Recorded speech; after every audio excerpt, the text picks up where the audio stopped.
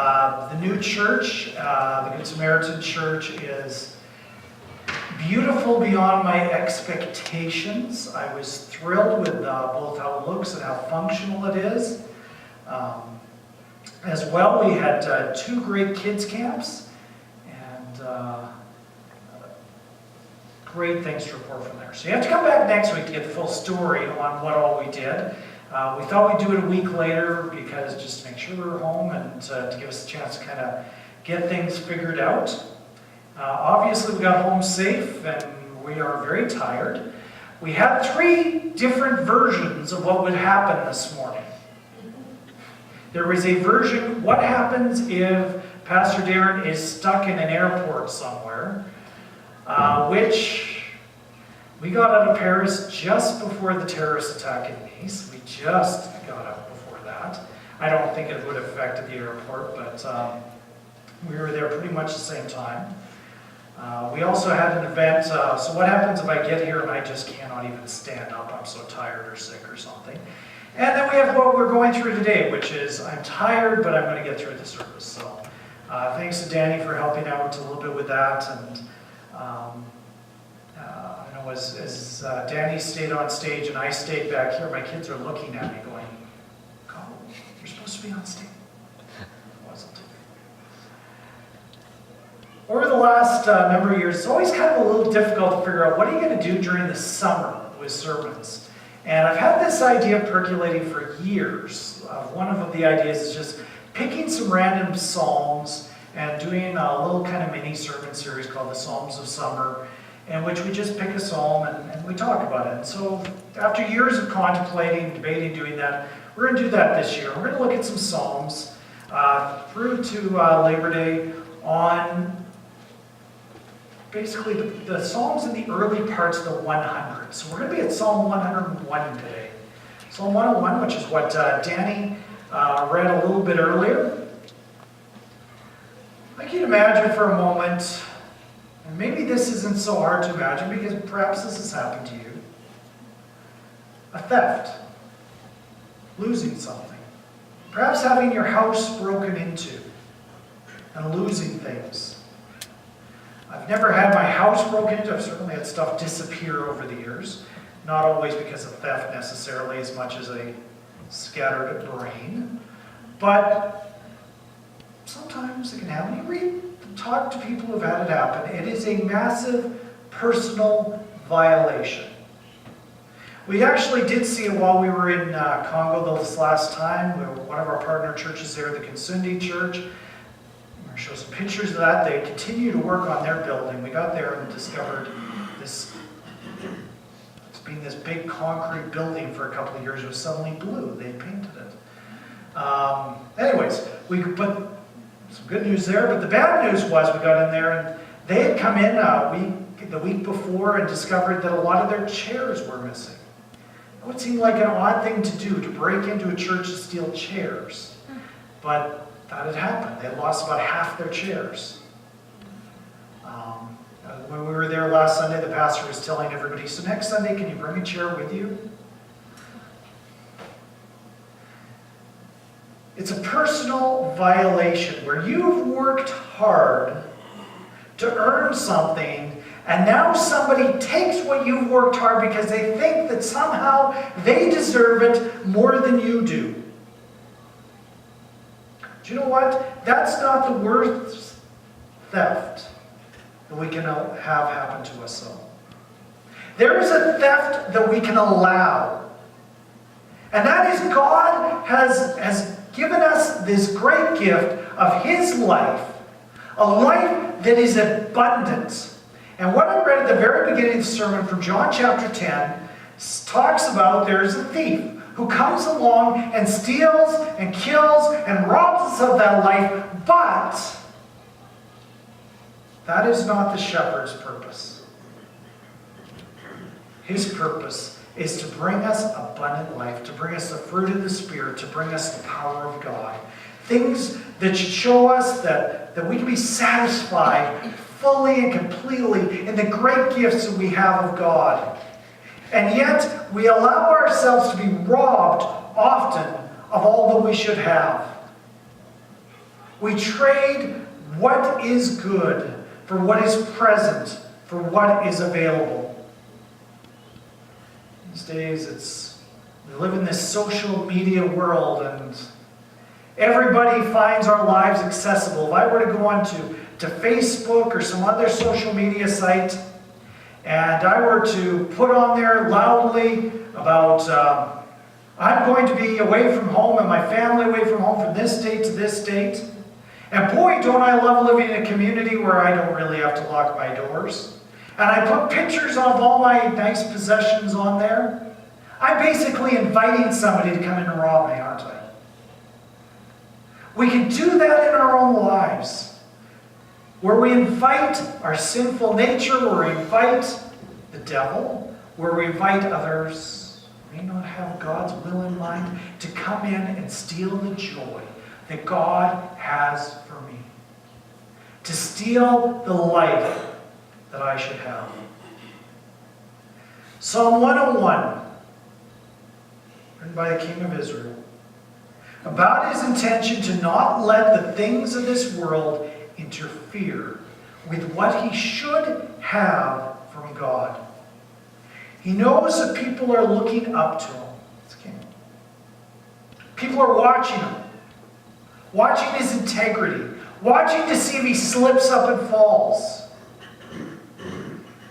And he knows it's an impossible task, because I'm going to tell you right now, not one of us can live up to the expectations of another human being. Ever. And yet, we also don't want to live in such a way that we pull other people down with the way that they're disappointed. But he knows a great secret, the writer of this song. Not only is he on God's side, God is on his. And that's most important.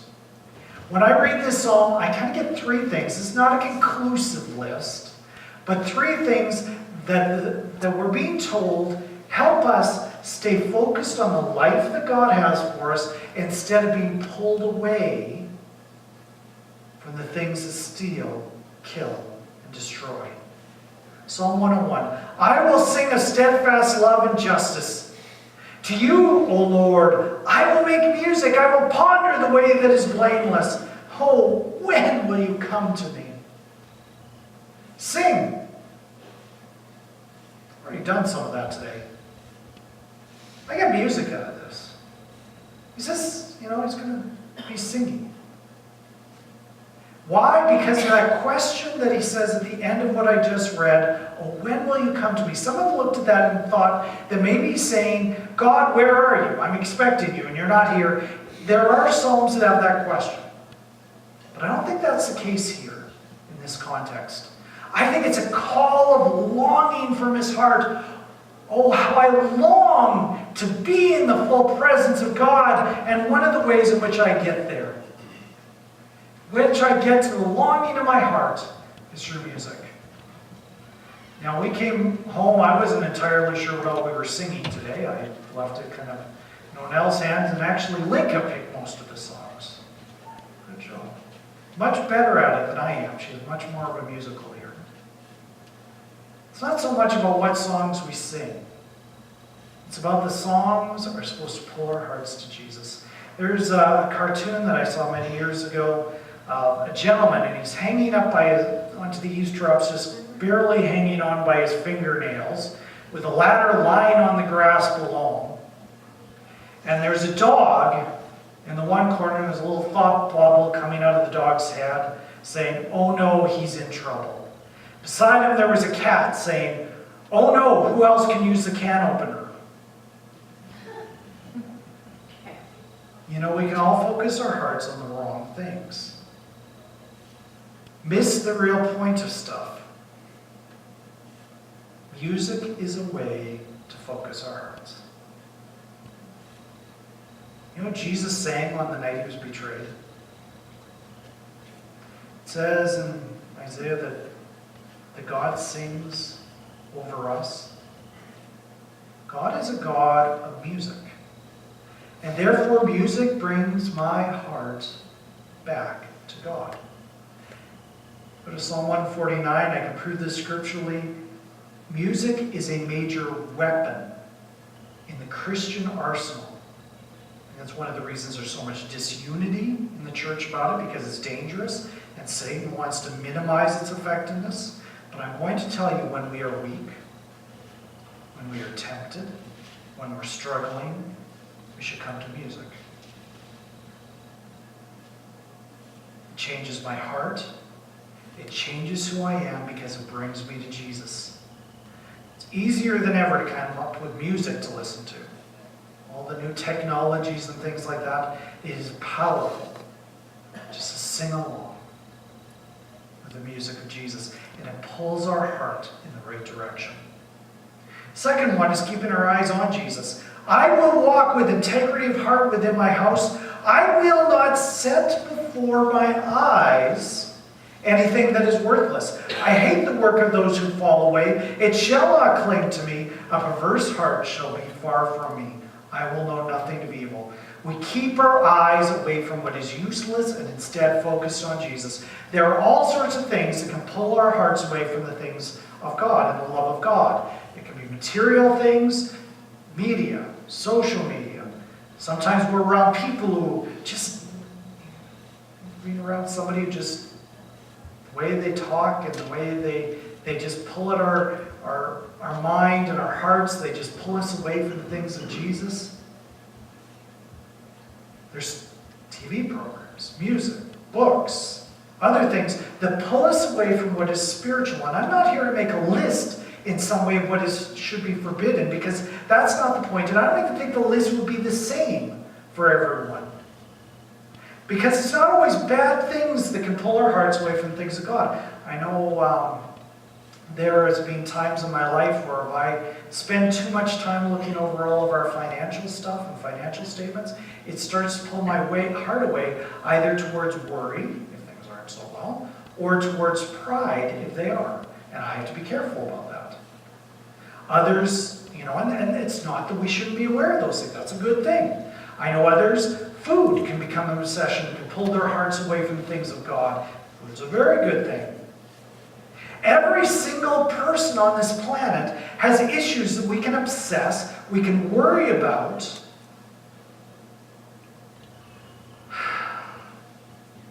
And they're not helpful. Look at Jonah. Remember the story of Jonah? He runs away from what God is calling him to do. Why is he running away from things that God has called him to do? It's not because he hates God or God's will in his life, but because he wanted to continue to indulge in his own nationalistic prejudices. Or Peter. I was telling the story of Peter to kids this week at kids' clubs, and Peter gets out of the boat, starts walking towards Jesus on the lake. He's trying to tell the kids in Africa that we can actually do that because the water freezes, and they didn't believe him. Peter didn't need to wait till it froze. He got out of the boat, he starts walking in, and his own self-doubts and indulgences, his pride, all these things start to cloud his judgment, and he starts to sink.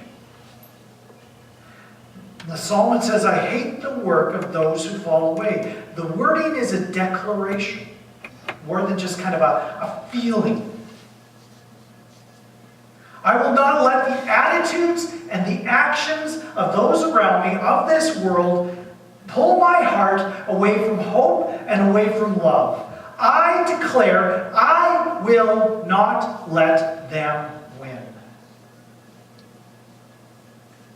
There's a third thing, and that's to rest in the power of God. Whoever slanders his neighbor secretly, I will destroy. Whoever has a haughty look and an arrogant heart, I will not endure. I will look with favor on the faithful of the land, that they may dwell with me. He who walks in the way that is blameless shall minister to me. No one who practices deceit shall dwell in my house. No one who utters lies shall continue before my eyes. Morning by morning I will destroy all the wicked in the land, cutting off all the evildoers in the city of the Lord. Why doesn't God just snap his fingers and make us perfect? It's a good question, right? Our hearts have to be ready for it. Well, I was, I think, probably about Jamie's age, just kind of starting university, in that stage of life, there was a summer night, much like, so it's kind of time of year. I was upstairs in my bedroom, and as we often have in a good July night, the thunderstorm started, and it was right overhead, and there was cracks of lightning everywhere. It was a good noisy storm. When all of a sudden there was one crack of lightning that was incredibly loud. And the whole house just shook and lit up, noise everywhere. And when the thunder had done its thing, it was still noisy. That doesn't quite make sense, does it? And the reason was we had a direct hit. We had the lightning actually hit our house. It turned on every appliance in the house. Especially the television turned on as loud as it could possibly go. That TV never again shut off, and never again could get the volume to go down. The only way to turn it off was to unplug it, and I'll tell you that was the last time we ever watched that TV. Blew out the appliances. If that were to happen today, not as many things would get destroyed, because the way they design things today, it's able to handle surges better. If God was to suddenly put his full power within our hearts unprepared, it would be like that. It would be that blowout. We have to prepare ourselves for the power of God. I looked through the list of things he's talking about here. He talks about slander. What is slander? It's basically a way in which I speak about somebody else that's negative. Why would I speak negatively about somebody else? Because it boosts my ego, helps my pride. I'm not so bad compared to that other person. It talks about arrogance and haughty eyes. What's that? It's pride building up in my life. Even where it starts talking about lying lips and things like that, what are we lying about? What is the idea here if we put it in its context? I think in a lot of ways lying even to ourselves about how bad our sinfulness is compared to the glory of God. Instead, look at the positives. He talks about the faithful in the land. Keep away from deceits and lies. Instead, focus on that which encourages, that which brings hope. Sometimes we can become very discouraged. The news is very discouraging. Sometimes we need to turn it off, open our Bibles. Sometimes we need to get away from all the talk in the coffee shops and things like that. I'm not saying we shouldn't be there chatting. I'm not saying that at all, but there are points of time where sometimes if it's starting to pull us down, we maybe turn on the music and listen to the glory of God. When this talks about the land is the dwelling place and resting place. Is a place to rest in the presence of God. We rest by setting aside ourselves and focusing instead on the glory of God. The whole idea is when we're trying to boost our own egos, we can't focus on how good God is. Instead, we set it aside. Focus our hearts on the things that build us up rather than things that pull us down. We need to step away from doing things in our own power and every single day submit ourselves to the power of the Holy Spirit. We're going to do that in a very symbolic way now. We did communion, I know, at the end of June, but we haven't done July communion yet. And I thought maybe wasn't sure what shape I would come in, so maybe we would add communion to this week's sermon, and just as a way, just in case I wasn't here, it became something to fill the time with, not in a negative way, but in this is something positive we can do while we're here. But I think it's important to do it today because it focuses our hearts in a symbolic way again, and saying, this is the goodness of God that I have access to. This is the life that God